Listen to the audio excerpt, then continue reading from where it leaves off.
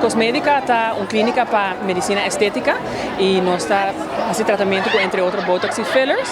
Nos tiene un sistema de 3D imaging para nos hacer un holistic 3D view de cara, para así nos puede tratar un comprehensive treatment plan para generar que también cerca de nos.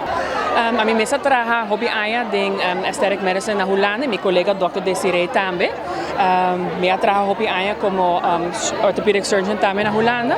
Anto ma decidi de vir back a Aruba, paso manase kinang, anto nós também aí passar e tu fala mi colega Desiree também a muda a Aruba, anto nós get together, anto junto com nosso outro founder Jonathan, anto nós decidi de lançar uma clínica aqui na Aruba, paso ainda não tem algo como essa aqui, a clínica aqui na Aruba.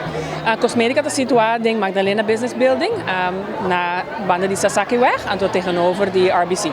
Seguro, nosso número de telefone é 280-3000 ou manda e-mail para info@cosmedicaruba.com. Ao nosso vak AWE was grand opening. Quando nós não digamos aqui.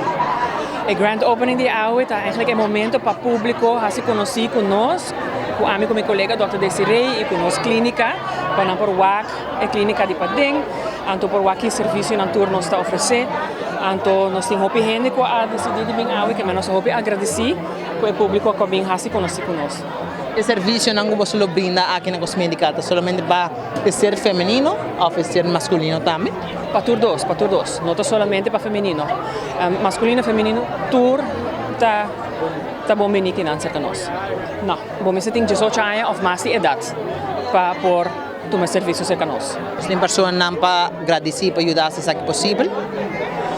Sim, meu colega Jonathan e Desiree e também nós temos Christine de Swift Beauty que a 13 produtos para nós produzir nos goodie bags na AWE.